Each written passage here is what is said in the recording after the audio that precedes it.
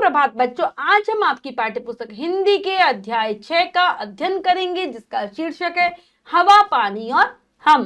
तो चलिए पाठ को पढ़ते हैं और जानते हैं हवा पानी का हमारे जीवन में क्या महत्व है और किस प्रकार से उनके अभाव में या फिर वो जब चारों तरफ जब प्रदूषण फैल जाता है तो हमें क्या क्या नुकसान उठाने पड़ते हैं, क्या क्या हानियां होती हैं।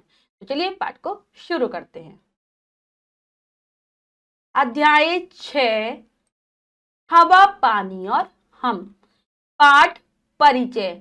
हमें जीवित रहने के लिए बहुत सी चीजों की आवश्यकता होती है। उनमें से कुछ तो ऐसी है जिनके अभाव में हम कुछ क्षण भी मुश्किल से जी सकते हैं। हवा पानी उन्हीं में से है।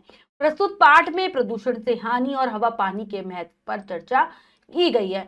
तो हमें मनुष्य इस संसार में रहता है, उसे रहने के लिए यानी कि जीवित रहने के लिए बहुत सारी चीजों, बहुत सारे संसाधनों की आवश्यकता होती है। कुछ कुछ चीजें, कुछ कुछ संसाधन तो ऐसे हैं, अगर वो हमें ना मिले तो हमारी मृत्यु तक हो सकती है, यानी कि हम उनके बिना कुछ पल भी जिंदा नहीं रह सकते, जैसे हवा और पानी। इनके बिना जीवन संभव नहीं है। तो प्रस्तुत पाठ में हवा और पानी के महत्व को बताया है, साथ ही साथ बताया है कि प्रदूषण जब फैलता है तो किस प्रकार से हमें बहुत सारी हानियां उठानी पड़ती है। पढ़ते हैं पाठ। स्वाति, प्राची और कुणाल स्कूल से घर लौट रहे थे। रास्ते में काला धुआं छोड़ता हुआ एक ट्रक गुजरा। तो 3 बच्चे हैं, स्वाति, प्राची और कुणाल।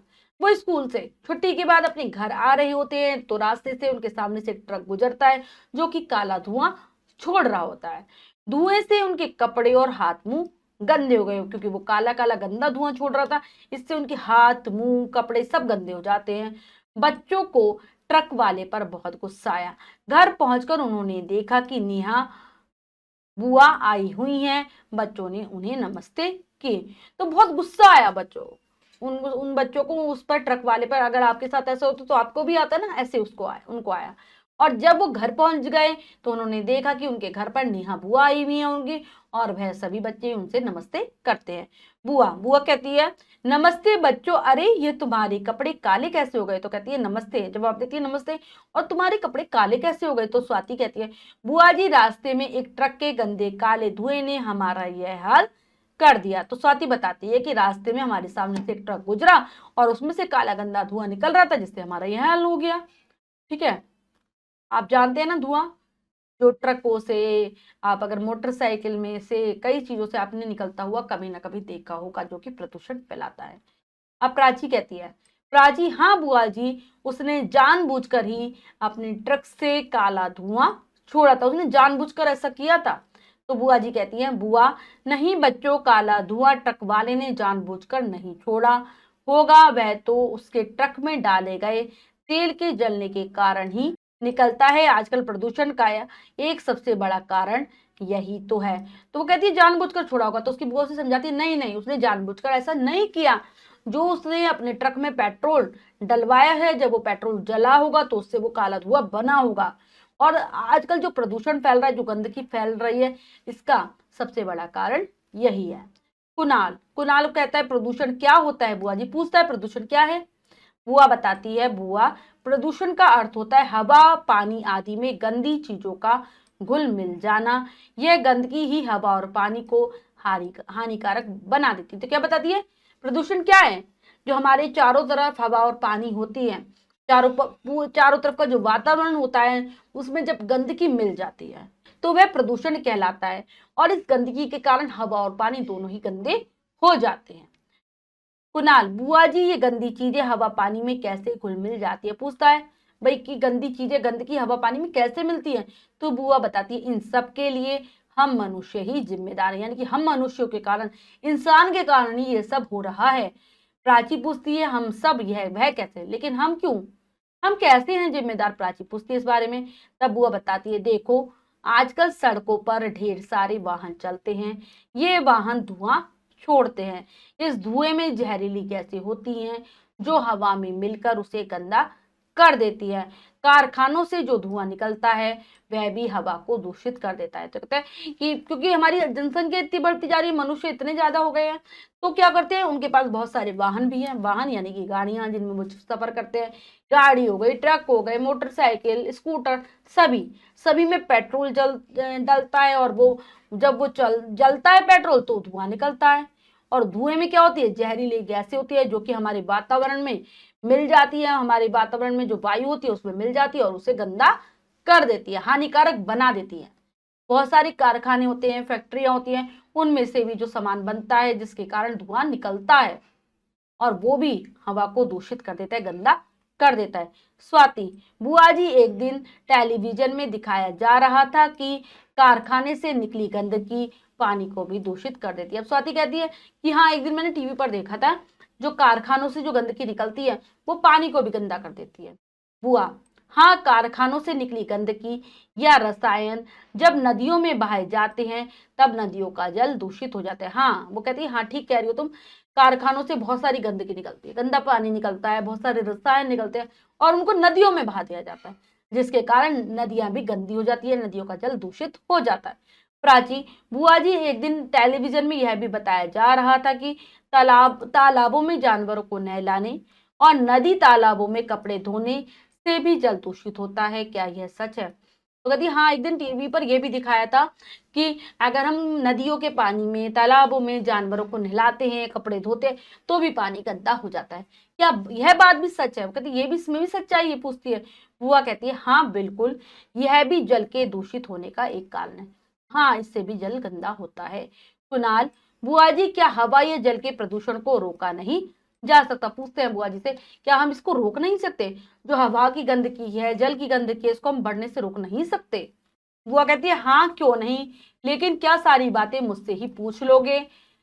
कल कक्षा में अपनी अध्यापिका से इसके बारे में विस्तार से पूछ लेना।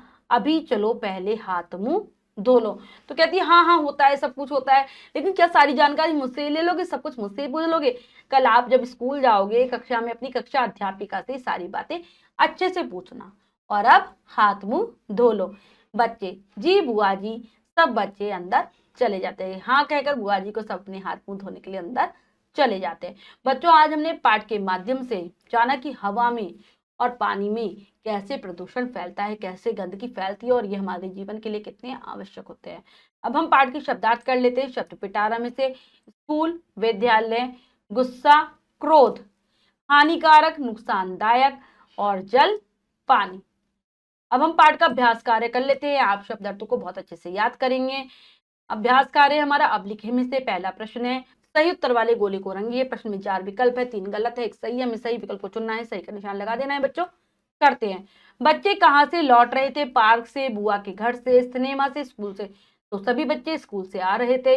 बच्चों के कपड़े हो गए साफ, गीले, रंग बिरंगे, काले। तो बच्चों के कपड़े काले हो गए थे धुएं से। बच्चों को प्रदूषण की जानकारी किसने दी? मम्मी ने, अध्यापिका ने, पापा ने, बुआ ने। तो बुआ ने बताया था उन्हें सब कुछ। तो बच्चों चलो रिक्त स्थानों को भरते हैं उचित शब्दों के द्वारा। धुएं से उनके कपड़े और हाथ मुंह हाथ मुंह गंदे गंदे हो गए। काला धुआं ट्रक वाले ने जान बूझकर नहीं छोड़ा होगा। यह गंदगी हवा और पानी को क्या कर देती है? दूषित दूषित या फिर हम कह सकते हैं गंदा बना देती है। आजकल सड़कों पर ढेर सारे वाहन चलते हैं। कल कक्षा में अपनी अध्यापिका से इसके बारे में विस्तार से पूछ लेना। नेक्स्ट है, किसने किससे कहा? तो यहाँ पर कुछ वाक्य दिए गए हैं बच्चों, हमें बताना है किसके द्वारा और किसको कहे गए हैं वाक्य। अरे, यह तुम्हारे कपड़े काले कैसे हो गए? बुआ ने बच्चों से। अगला है, प्रदूषण क्या होता है बुआ जी? तो ये पूछा था कुणाल ने